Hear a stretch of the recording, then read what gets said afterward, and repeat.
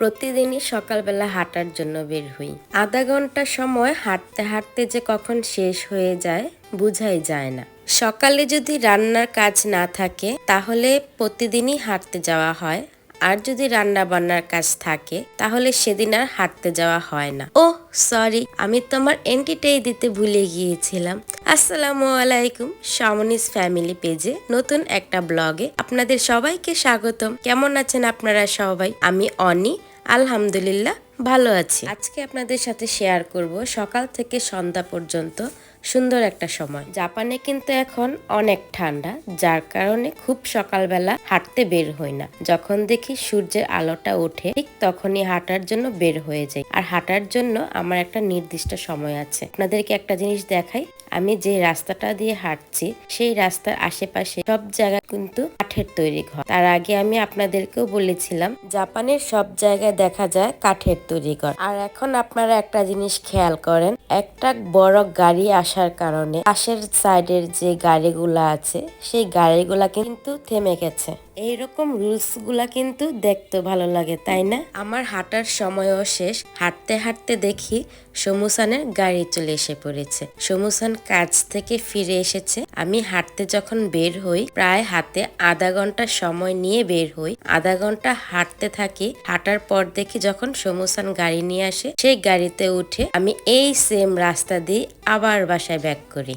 এই রাস্তা দিয়ে হাঁটতে আমার সময় লাগে আধা ঘন্টা, কিন্তু যখন গাড়ি দিয়ে এই রাস্তাটা দিয়ে যাই তখন সময় লেগে যায় 2 মিনিটের মতো। এটা হলো ওই আধা ঘন্টার সময় আর কই 2 মিনিটের সময়, কতটুক ডিফারেন্স।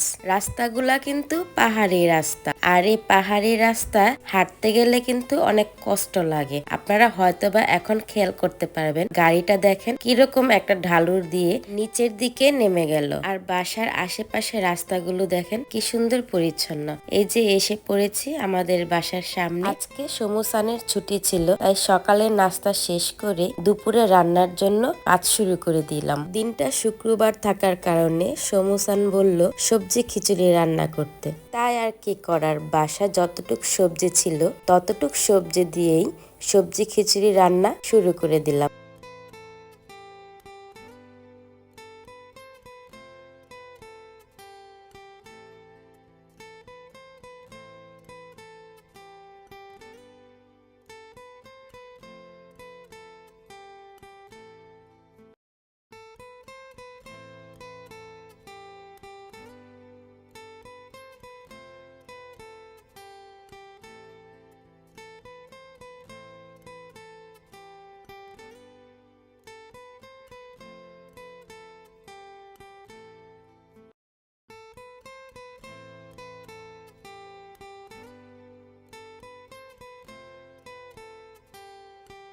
দেখেই তো নিলেন এখানে কি কি সবজি নেওয়া হয়েছে। মশলার সাথে সবজিগুলাকে ভালোভাবে কষিয়ে এখন আমি চালটা ভেজে নিব। আর এইটুকু ছিল আমার গরুর মাংস রান্না করা, তাই এইটুকু মাংস আমি সাথে দিয়ে দিলাম যেন খিচুড়ি রান্নাটা আরেকটু বেশি টেস্ট হয়। সাথে আবার অ্যাড করলাম একটা টমেটো। এখন মাংস আর টমেটোটাকে খিচুড়ির চালের সাথে ভালোভাবে আরেকটু কষিয়ে নিব। এ পর্যায়ে দিয়ে দিলাম গরম পানি।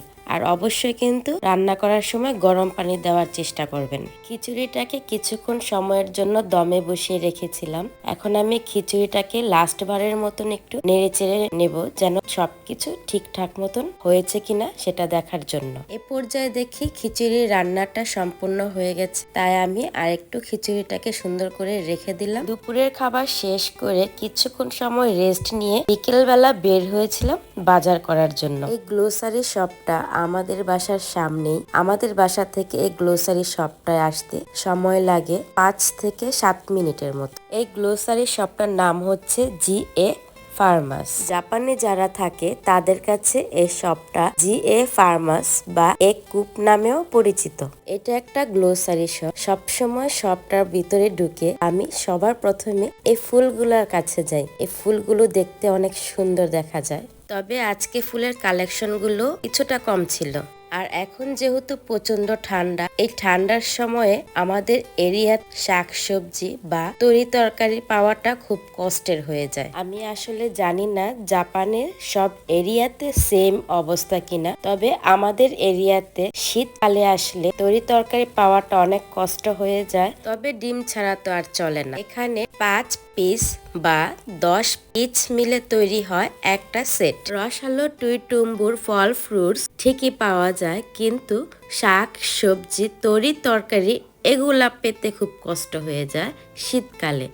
এখন আমি আপনাদেরকে দেখাচ্ছি যে জিনিসটা, সেটা হচ্ছে এক ধরনের বাদাম। এই বাদামগুলো আমার কখনো খাওয়া হয়নি। আর আপনাদের এখন আমি যে জিনিসটা দেখাচ্ছি সেটা হচ্ছে এই যে সুন্দর সুন্দর কিছু ফুলকপি। ফুলকপিগুলো আমরা যে কতদিন পরে দেখেছি সেটা আমরা নিজেরাও জানি না। ফুলকপিগুলো দেখে নিয়ে নিলাম 2 পিস। আর আপনাদের সাথে এখন যেটা শেয়ার করছি সেটা হচ্ছে আশ্চর্যকর জিনিস।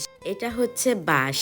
হ্যাঁ, বাঁশ। এটা বাঁশের ভিতরের অংশ। বাঁশের ভিতরের অংশটা জাপানিদের কাছে খুব প্রিয় একটা খাবার। তবে তারা এই বাঁশের ভিতরের অংশটাকে কিভাবে খায় সেটা আমার জানা নেই। হয়তোবা তাদের কাছে এটা অনেক সুস্বাদু খাবার হতে পারে। দেখেন এটা কি, বাংলাদেশের মানুষের কাছে এটা অনেক পরিচিত একটা জিনিস। এটা হচ্ছে বিভিন্ন সবজির বীজ।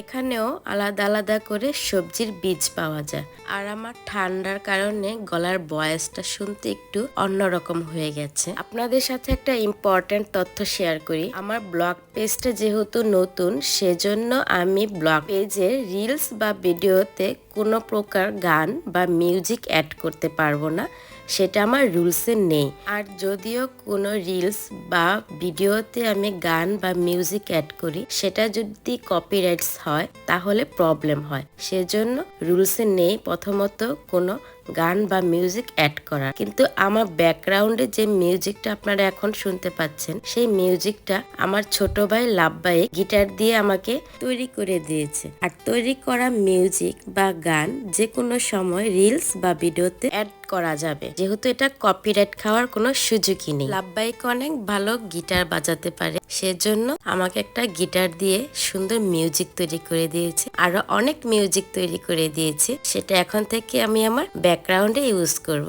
আর আপনাদের সাথে শেয়ার করব। এখন আপনাদের যে জিনিসগুলো দেখাচ্ছি সেগুলো হচ্ছে সব চিকেন আইটেম। আর এই চিকেন আইটেমের খাবারগুলো কিন্তু একটুও হালাল না। আপনারা যদি খেয়ে থাকেন অবশ্যই সতর্ক হয়ে চেক করে নেবেন। এগুলো আমাদের চেক করা হয়ে গেছে, আমাদের জানাও হয়ে গেছে যেগুলো হালাল না, তাই আমরা এগুলা খাই না। তবে কোম্পানির চিকেন ফ্রাই গুলা দেখতে অনেক লোভনীয়। লোভনীয় হলে কি হবে, হালাল তো না। যাই হোক, অনেক কিছুই শেয়ার করলাম। এখন আমি নিয়ে নিয়েছি একটা চিপস আর জিঞ্জার। এই জিঞ্জার গুলা কিন্তু অনেক মজার হয়।